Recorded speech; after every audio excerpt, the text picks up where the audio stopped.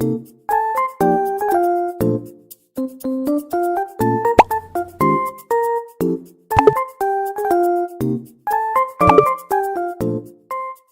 Student, तो आज हम अपनी नए चैप्टर स्टार्ट करेंगे जिसका नाम है संज्ञा। संज्ञा जिसे इंग्लिश में नाउन कहते हैं।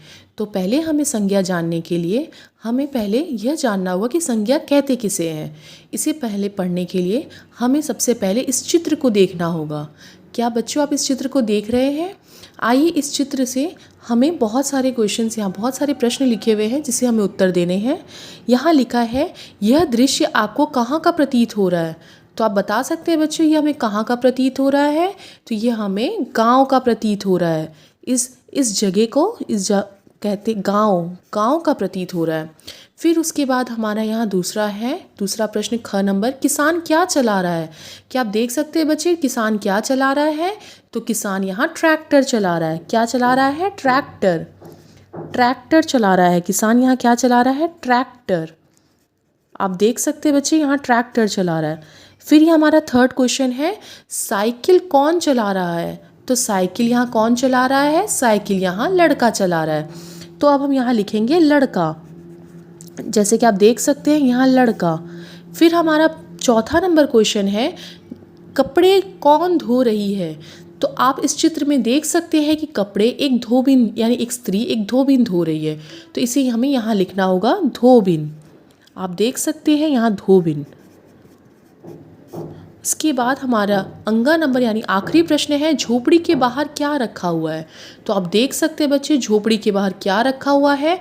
झोपड़ी के बाहर मटका रखा हुआ है। तो हम यहाँ लिखेंगे मटका।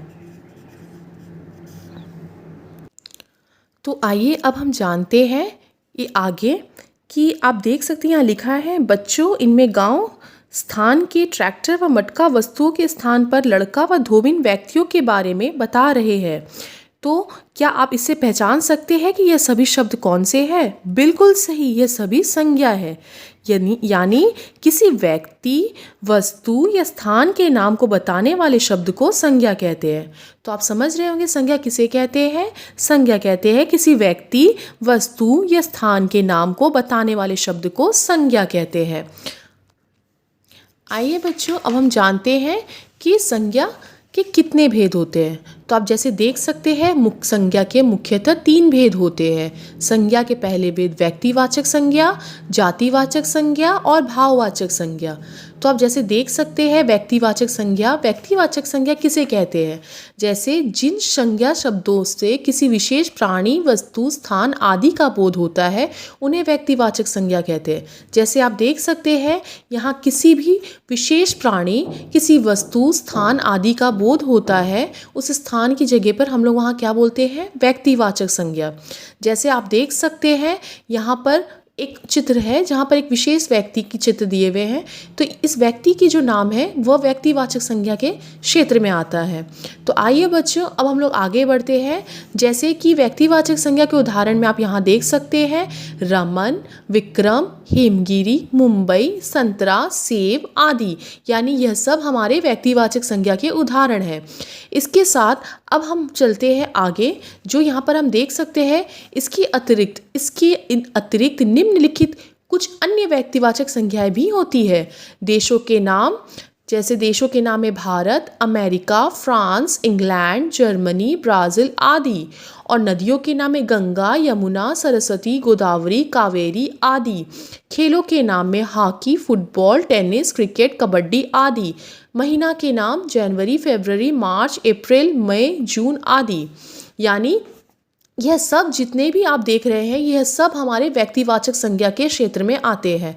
तो आइए हम जानें कि संज्ञा के जो पहले भेद है उसके नाम है व्यक्तिवाचक संज्ञा। अब हम आते हैं संज्ञा के दूसरे भेद जिसका नाम है जातिवाचक संज्ञा। जैसे कि आप देख सकते हैं यहाँ पर कार, घोड़ा और खिलाड़ी, यह सबके चित्र। तो अब हम आते हैं हमारे दूसरे पेज में। तो यहाँ हम समझने की कोशिश करेंगे कि जातिवाचक संज्ञा कहते किसे है। जो शब्द किसी एक प्राणी या वस्तु विशेष के बारे में ना बताकर उसकी पूरी जाति के बारे में बताते हैं उन्हें जातिवाचक संज्ञा कहते हैं। यानी कोई एक विशेष व्यक्ति या किसी विशेष प्राणी के लिए नहीं बल्कि पूरे जाति के लिए जो हमें भाव बोध करवाते हैं, जो हमें जाति के बारे में हमें बताते हैं, उन्हें हम जातिवाचक संज्ञा कहते हैं। जैसे कि बच्चे, विद्यार्थी, शिक्षक, पशु। ये विद्यार्थी, जैसे आप देख सकते हैं विद्यार्थी यहाँ एक नहीं, विद्यार्थी बहुत सारे, बच्चे एक नहीं बहुत सारे, मतलब जो पूरे जाति, पूरे एक प्राणी के बारे में, पर्टिकुलर एक प्राणी के बारे में ना बताकर पूरे हमें जाति के बारे में बताता है, उन्हें हम जातिवाचक संज्ञा कहते हैं। तो आप देख सकते हैं बच्चे कि हमारे यहाँ पर संज्ञा के दो भेद हमने पढ़ा। पहला है व्यक्तिवाचक संज्ञा और दूसरा है जातिवाचक संज्ञा। अब हम आते हैं हमारे संज्ञा के तीसरे भेद, जिनका नाम है भाववाचक संज्ञा। तो आइए बच्चे, आज हम जानते हैं बच्चों की भाववाचक संज्ञा किसे कहते हैं। जो संज्ञा किसी व्यक्ति, वस्तु या स्थान के गुण, दोष या अवस्था आदि का बोध कराते हैं उन्हें भाववाचक संज्ञा कहते हैं। जैसे कि आप समझ रहे हैं, फिर से हम कह रहे हैं, जो संज्ञा शब्द किसी व्यक्ति, वस्तु या स्थान के गुण, दोष या अवस्था आदि का बोध कराते हैं उन्हें हम भाववाचक संज्ञा कहते हैं। तो आप जैसे समझ रहे हैं कि भाववाचक संज्ञा किसे कहते हैं कि वह किसी व्यक्ति विशेष के स्थान के गुण, उनके जो भी एक प्राणी या वस्तु या किसी भी स्थान के गुण या उसके दोष की अवस्था हमें उसका बोध करवाता है, उसे हम भाववाचक संज्ञा कहते हैं। जैसे कि आप देख सकते हैं भाववाचक संज्ञा का उदाहरण है खुशी, गुस्सा, सुख, दुख, सुगंध, सुंदरता, दर्द, आनंद, स्वादिष्ट, ममता, गर्मी, ऊंचाई, ईमानदारी इत्यादि। यानी यह सब हमारे भाववाचक संज्ञा के उदाहरण है। तो जैसे कि बच्चे आप समझ सकते हैं कि यहाँ पर संज्ञा के तीन भेद होते हैं, व्यक्तिवाचक संज्ञा, जातिवाचक संज्ञा और भाववाचक संज्ञा। तो आइए बच्चों, अब हम आगे चलते हैं। आगे यहाँ लिखा है जातिवाचक संज्ञा से भाववाचक संज्ञा बनाना।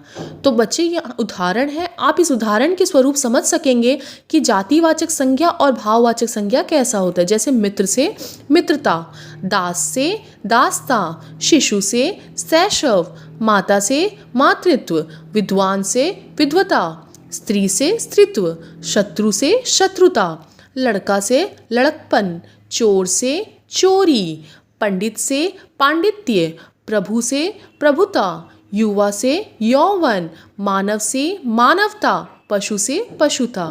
तो बच्चों, आशा करती हूँ आप ये संज्ञा समझ आया होगा और आगे के लिए, अभी के लिए फ़िलहाल इतना ही, और आगे की वीडियो, आगे की जो हमारी यह चैप्टर है, इसे हम आगे की वीडियो में कंटिन्यू करेंगे। Thank you.